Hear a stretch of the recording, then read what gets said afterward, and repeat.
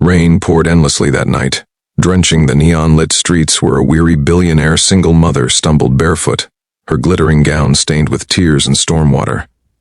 She had wealth, power, and everything money could buy. Yet in that moment she was the loneliest soul alive, betrayed by friends, abandoned by family, and crushed beneath the burden of raising her child in a world that loved her riches, but never her heart. Her limousine had broken down, her bodyguards had fled, and as thunder rolled, she found herself face to face with a homeless man curled under a broken bridge, his blanket nothing more than a piece of cardboard. In her eyes he looked like a ghost of everything she feared, loss, emptiness, and despair, but also, strangely, a reminder of something she longed for, truth untainted by greed.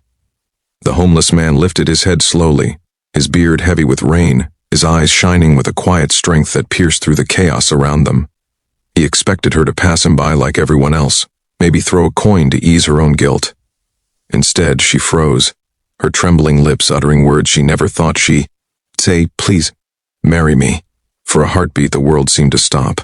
Lightning split the sky, echoing her desperation, and in the silence that followed, the absurdity of her plea mingled with the raw ache in her voice.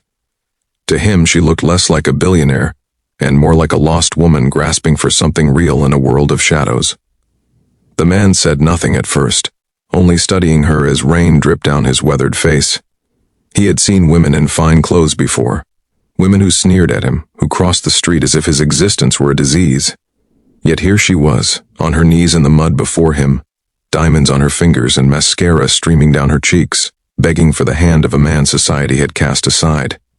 Her request seemed insane, yet the sincerity in her eyes disarmed him completely.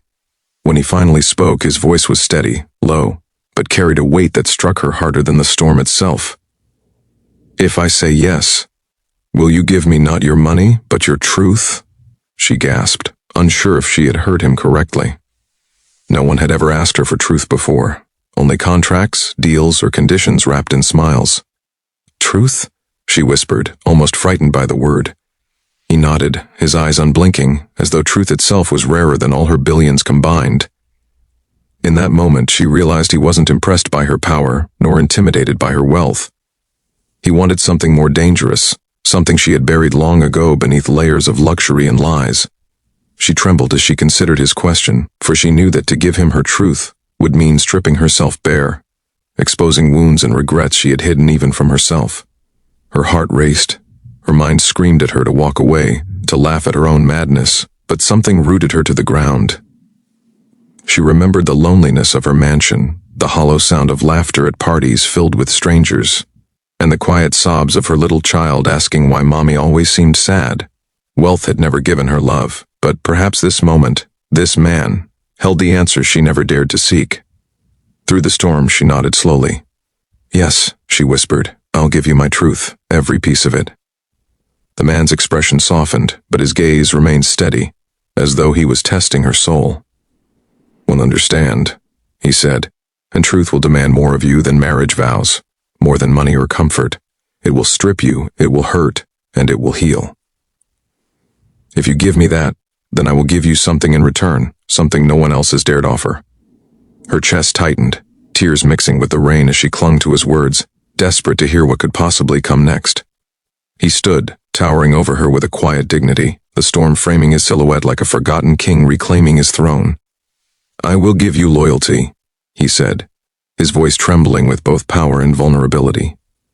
"I will never abandon you, no matter what the world throws at us. I will give your child a father who sees them, not your wealth. I will give you myself, broken and poor, but honest and yours. But I ask only one thing in return: never lie to me. Not about who you are, not about what you feel, not about the mistakes you've made." His words sliced through her fear, igniting a spark of hope where despair had lived for years. For the first time in so long, she felt something stir in her chest, something real, raw, and terrifying. She realized that what she had begged for in desperation was no longer just a plea to escape loneliness, but perhaps the beginning of a redemption she didn't know she needed. Tears fell freely as she whispered, "Then take me as I am, and I will take you as you are." The storm howled, but inside her heart there was peace, as though the universe itself had conspired to bring two broken souls together in the most unlikely of places. The homeless man reached out, his calloused hand brushing against hers. It was not the touch of a beggar, nor the touch of a man seeking gain. It was the steady grip of someone who had known suffering and chosen compassion instead of bitterness. She felt safer in his touch than she ever had in the arms of men wrapped in suits and status. And in that moment, kneeling in the rain, she realized she had not just asked a homeless man to marry her. She had asked life itself for a second chance. As dawn broke through the storm, the two of them stood side by side, a billionaire single mom and a man with nothing but his honesty. Yet between them was born a vow deeper than wealth or comfort, a promise of truth, loyalty, and healing. Their story had only begun, but in that beginning was something the world could never buy, for she had begged for marriage in despair. But what she received was far greater, the shocking truth that love is not found in riches or power, but in the courage to be seen, known, and chosen for who you truly are. The morning after their strange encounter, the billionaire mom, whose name was Alina, awoke not in silk sheets, but on the floor of a small shelter where the man had guided her. He had refused to follow her to her mansion that night, saying, "If you want to walk in truth, you must first step into my world." The walls were cracked, the smell of dampness lingered, and yet, for the first time in years, Alina slept without nightmares. Her little boy, cradled in her arms, smiled at the sound of birds instead of alarms, and her heart wondered if this was the simplicity she had always needed. The man, whose name was Daniel, prepared breakfast, not with servants or chefs, but with his own hands. He used scraps donated by kind strangers, turning them into a warm meal. Alina stared at him in disbelief, realizing how easily he created comfort from nothing, while she, with all her riches, had never known how to make a meal for her own child. Daniel caught her gaze and chuckled. "Hunger teaches you skills wealth never bothers to learn."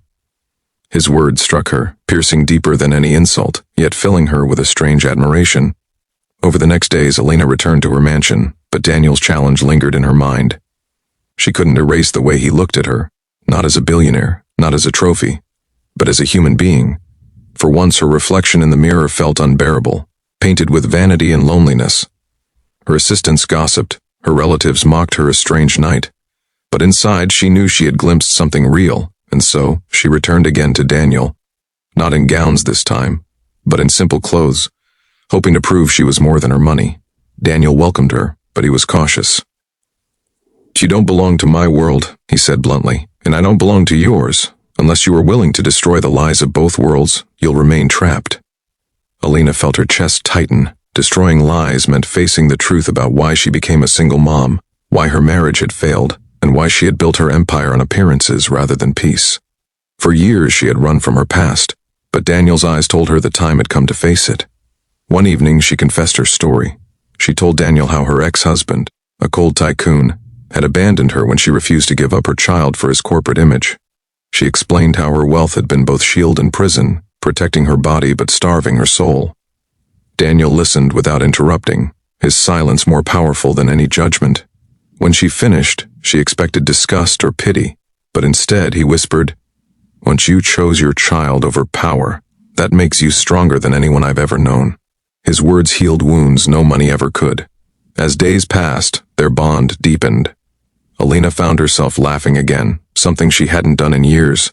Daniel taught her how to play simple street games with her son, how to cook meals from scratch, and how to find joy in the smallest things. She, in turn, began helping him with small tasks, cleaning the shelter, donating resources, but this time without the pride of charity, only the humility of love. The walls around her heart began to crumble, and she realized that what she had begged for in desperation was slowly becoming destiny. But the world outside was not blind. News of the billionaire who visits a homeless man spread quickly. Paparazzi hounded her, tabloids mocked her, and business partners threatened to withdraw their support. Her relatives called her insane, her friends abandoned her, and her reputation crumbled overnight. For the first time, she was losing everything she had built, but strangely she didn't feel broken. Instead, she clung to Daniel's words, "And truth will strip you, hurt you, and then heal you." Perhaps this was the stripping part, and healing was yet to come.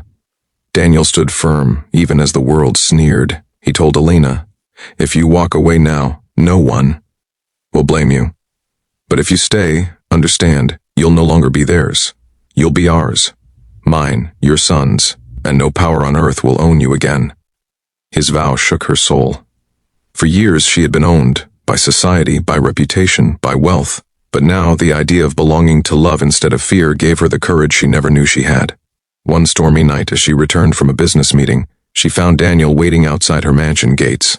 In his hand, he held not flowers or jewels, but a single wooden ring he had carved himself. "You asked me to marry you," he said softly, "but now I'm asking you, not because you're rich, not because I'm desperate, but because we've both seen each other's truth. Will you marry me, not as a billionaire and a homeless man, but as two souls who chose each other when the world chose to laugh?" Alina broke down in tears, falling into his arms. For once, she didn't care who was watching, who was mocking, or what the future held. She whispered, "Yes, 1,000 times yes." In that moment, the gates of her mansion no longer represented wealth. They represented freedom. Daniel slipped the wooden ring on her finger, and though it wasn't worth a cent, it carried more value than all her diamonds combined. Their story had begun with a desperate plea in the rain, but it ended with a truth stronger than gold, that love is not measured by status, but by the courage to be chosen as you truly are.